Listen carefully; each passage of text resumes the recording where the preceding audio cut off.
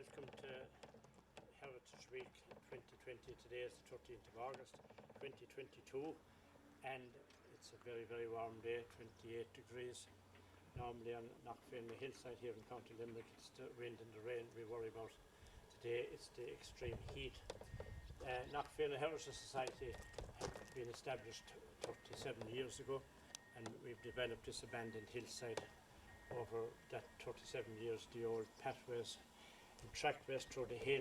It had a very large population. You will see there was around 1,200 people during the famine. Now there is nobody occupying the hill, only the ruins and the remains of those famine houses of that time. And of course we also have the potato ridges are still visible. But in more recent times, of course, we identified County Limerick's only Sweathouse, which is very rare and unique because it has the bat built on beside it, a man-made bat. So we'll feature that a little later on. So in the meantime, just before we move on, Knockfierna Famine Memorial Park, it's around 150 acres of commonage land with the walks, and some of the old famine cabins have been restored. So basically we have the history of the area of Knockfierna and the people, their names and the different people. So the first plaque on the wall here is a nice poem by Alice Cook. She was living down near Rathkeil in Kappa and she died in 1937. And this one, can you pick this up? All right, you can. Yeah. On here, Knockfierna, the hill at the fair. This was a poem she wrote. But an old man saw one moonlight night when crossing the hill many years ago. And on the summit of Knockfierna, at the rising of the moon, if you see a fairy's palace, it will vanish very soon. And it's there you'll see the dancing and the little men in green. Still in all they are the gentry with their little king and queen. It is myself who will remember what my own two eyes have seen, the flashing of the diamond crowns and the little king and queen. In the moonlight on Knockfierna I was gifted, so to say, for to see the fairies dancing on the night ere the break of day. Oh, the dear old hill of fairies, or the little men in green, in a fairy circle dancing round the little king and queen. That was by Alice King. Of course, Knockfierna Hill is noted for the fairies, and Downfierna, of course, the pagan god on the area. And it is very much associated with Downfierna and fairies, of course. And also in 1937, strangely enough, the same year as Alice Cook died, there was a shop down here at the bottom of the hill. I was talking to the family's daughter this morning, actually, and they dressed up some young lads. They had a shop, and business might have been going too well, so the two young lads dressed up as leprechauns. They jumped out of the bushes and into the bushes, and it created national headlines in 1937, and it was reported in the national paper, the Irish Press. And busloads of people came to see the leprechauns in Knockfierna in 1937. That's the population, as you can see, in Ballingarry town, which is a mile below us. 1851, 2,400 people. 61 was just barely over 1,000. And 1891, 637. And in 1961, only 360 people. That was the population and the names of the people that lived on this hillside in 1830. And 1851, then we had the list of the families. Many of the houses would have been unoccupied at that particular time. This one again gives a fairly detailed one. But there was in 1841 it was 629 people. Houses occupied was 123. And 1901 the population was dropping, and 26 houses. So there were over 100 unoccupied houses by in a 50-year period. That's the population and the names of the people in 1901 and 1911, and we move it along. And this one, of course, we will be having a walk here, a famine memorial walk shortly. On the 6th of May in 1847, 1,000 people gathered on Knockfierna Hill, where a flag of distress was hoisted on a pole. They marched to the town of Ballingarry, and the numbers went up to 2,000. Demanding relief and work, they were given porridge and yellow meal to eat, and relief schemes were organised to give people employment. Then we have a lot of old Irish sayings translated into English. This was the Knockfierna Ohm stone, which was last seen in Rathkeil in 1840, and it seemed to disappear after that, and it is a lost item.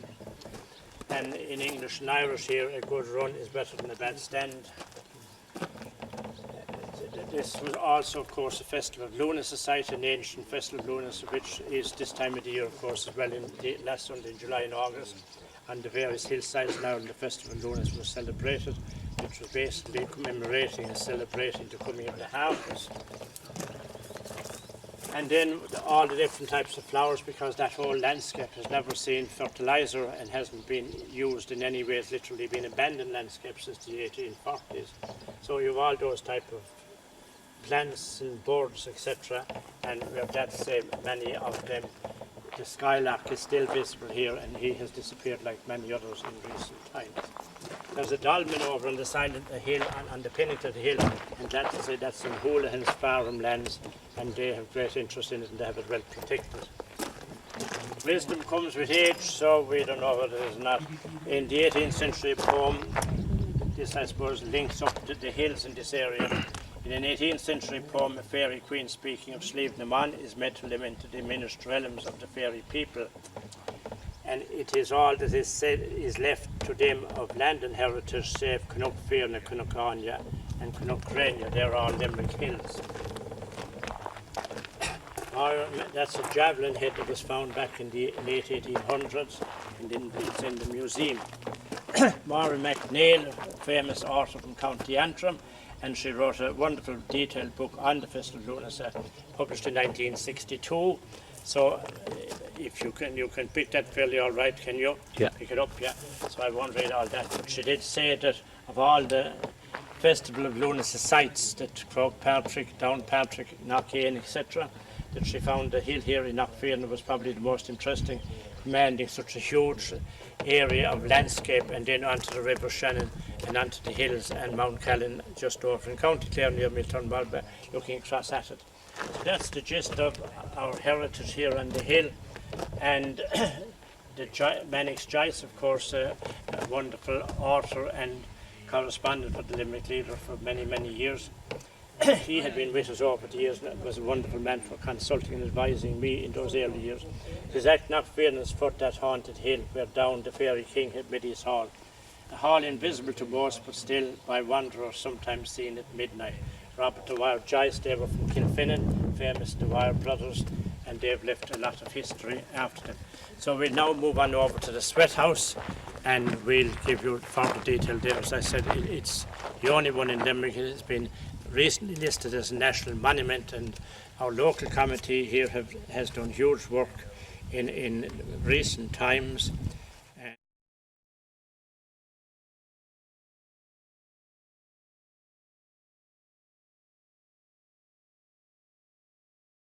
As stated earlier, that Knockfierna Heritage Society was established over 45 years ago, 47 years, and I'll read out the names because if I take them off my head, we usually leave one out. And it is John O'Riordan, David O'Riordan, John Egan, Donald O'Donovan, Marion Henley, Lady Harrington, Bertie Henley, Christy Kelly, Tom Reardon, Pat O'Donovan, myself, Christine O'Connor, Carol Henley, and Helen Cronin, and Michael Kennedy, and Mossy O'Connor.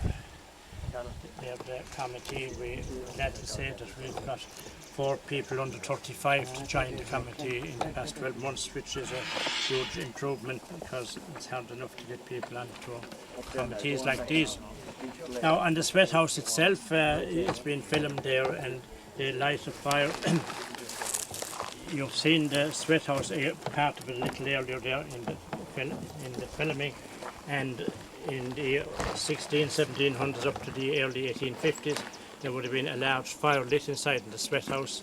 That would be on for 6 hours, maybe 4 to 6, 8 hours, depending on the size. That particular one here on Knockfierna would take probably 2 adults, and as there was no immediate water scheme, there was a well a little down the way.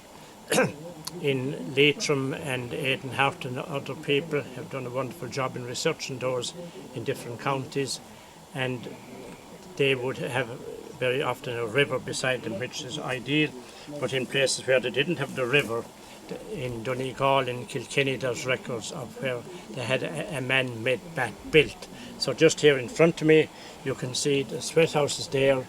probably 10 feet away from it here along the big thick wall, which is about 6 feet wide, the wall, and then it comes in here to a beautifully shaped curve, and the bat floor, and it would come out of that and into the bat of water, and that is what makes this one so rare and very attractive. Beautiful stonework all around the bottom, and the bottom of it is also lined with stone.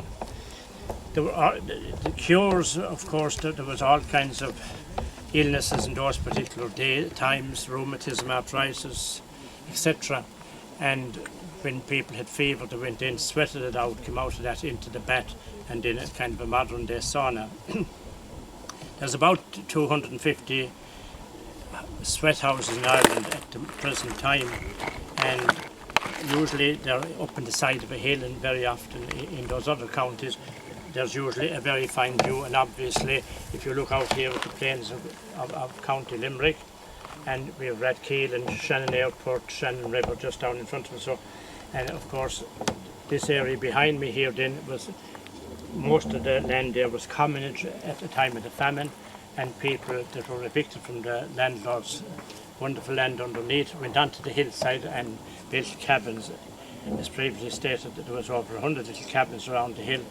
This committee of ours, we restored 12 of them over the past 30 years, and some of them need maintenance. Again, we have this very old farmhouse here beside us with buttresses wall in front, which in itself is very rare.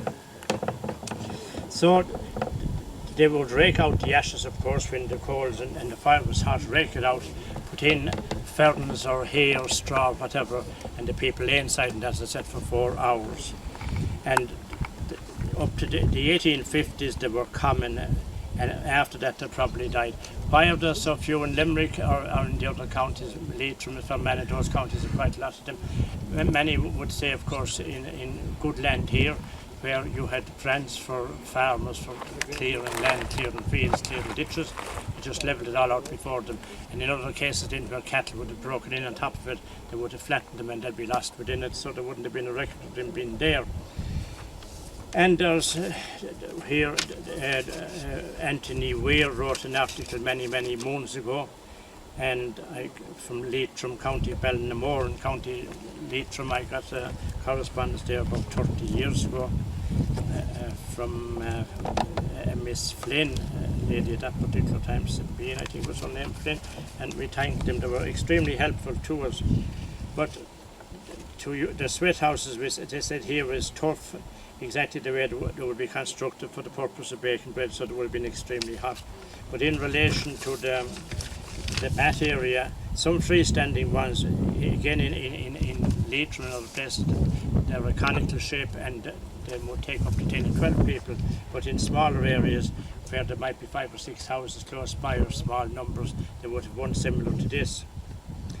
And most are circular inside, but a few are D-shaped. One rectangular example in Ballydonnecounty Derry is almost 2.4 metres long and could accommodate 8 people.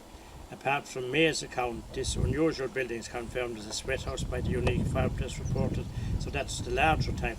Then there is the village sweat house, for it is situated close to remains where a whale or circular stone bat is close at hand and recently restored. There's also a similar one in Termon in County Cavan. So they were the sweat houses, and Aidan Harta and Leitrim County Council have done a wonderful job in researching, etc., on those at the present time, and they will have there'll be a lot more information on them as well at the time. Now this one here has been listed recently as a national monument, and it is recorded and is under common as opposed to Knockfierna for people who will be looking for that. So that's about it from me, folks. We thank the people for coming here today on the 13th of August on this wonderful day. And of course, just behind me, as we've said in previous times, there was a huge population and many people died here during the famine, and we have various monuments to them. And of course, if you look out here today, you have corn fields, meadows, the finest of cattle, finest of corn. So it was difficult living on the side of this hill, which is 950 feet high, and starving people looking out at that during the hard times of the famine.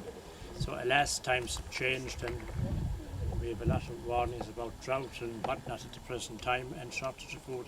So hopefully it will not be anything like it was in the 1840s. So thank you for coming, folks, today, and thank you for listening to today's audio, and hopefully we'll be back with you again next year.